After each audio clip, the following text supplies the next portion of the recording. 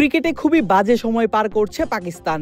দ্বিপাক্ষিক সিরিজ হোক, tri-nation series হোক কিংবা ঘরের মাটিতে কোনো আইসিসি টুর্নামেন্ট, সফলতার মুখ দেখছে না দলটি।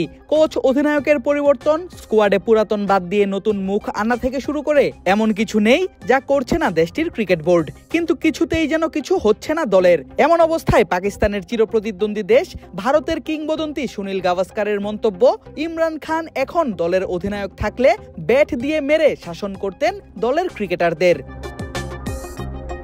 সম্প্রতি ভারতের এই কিংবদন্তি ক্রিকেটার পাকিস্তানের পারফরমেন্স নিয়ে কথা বলেছেন স্পোর্টস টকে। জানিয়েছেন, জাভেদ মিয়াঁদাদের মতো ক্রিকেটার না থাকায় দলটির এমন অবস্থা। পাকিস্তানের অধিনায়ক যদি এখন ইমরান খান থাকতেন তাহলে ব্যাট দিয়ে পেটাতেন পাকিস্তানের ক্রিকেটারদের। সে যেটা করত তা হলো ম্যাচের পরিস্থিতি বুঝে 4 হাঁকাতেন, আবার যখন ইনিংসের শেষ দিকে চলে যেত তখন ছক্কা হাঁকাতেন, যেমনটা হাঁকান ধোনি কিংবা কোহলি। আগের দিন জাভেদ মিয়াঁদাদ এমনটা করতেন। এমন প্লেয়ার এখন পাকিস্তান দলে মিসিং। এখন যে কোনো ব্র্যান্ডের পুরাতন এসি বদলে নতুন ওয়ালটন এসিতে উপভোগ করুন 25% ছাড়। 2025 সালের কথাই ধরা যাক। নতুন বছর পাকিস্তান শুরু করে সাউথ আফ্রিকার বিপক্ষে টেস্ট ম্যাচ দিয়ে। সেই ম্যাচে শান মাসুদের দল হারে 2 উইকেটে।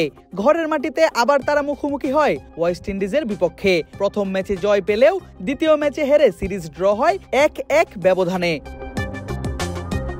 আইসিসি চ্যাম্পিয়ন্স ট্রফির আগে ফেব্রুয়ারিতে তারা ঘরের মাটিতে আয়োজন করে নিউজিল্যান্ড এবং সাউথ আফ্রিকার বিপক্ষে ট্রাইনেশন সিরিজ। নিউজিল্যান্ডের সাথে টানা 2 হারে ফাইনালে উঠেও হাতছাড়া হয় সেই সিরিজও। আর তারপরই আসে বহুল প্রতীক্ষিত আইসিসি চ্যাম্পিয়ন্স ট্রফি বা মিনি বিশ্বকাপ।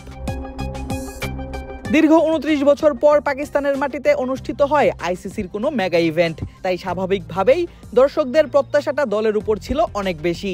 প্রথম ম্যাচে নিউজিল্যান্ডের সাথে হেরে টুর্নামেন্ট শুরু করে বাবর রিজওয়ানরা। তারপর তাদের চিরপ্রতিদ্বন্দ্বী ভারতের সাথেও দেখে হারের মুখ। শেষমেশ বাংলাদেশের বিপক্ষের ম্যাচ বৃষ্টির কারণে ড্র হলে কোনো ম্যাচ না জিতেই শেষ করতে হয় ঘরের মাটিতে এই মেগা ইভেন্ট। এখানেই শেষ নয়, দলের অনেক পরিবর্তন এনে অভিজ্ঞ বাবর আজম, মোহাম্মদ রিজওয়ানদের বাদ দিয়ে পাকিস্তান যায় নিউজিল্যান্ডে 5 ম্যাচের টি20 এবং 3 ম্যাচের ওডিআই সিরিজ খেলতে।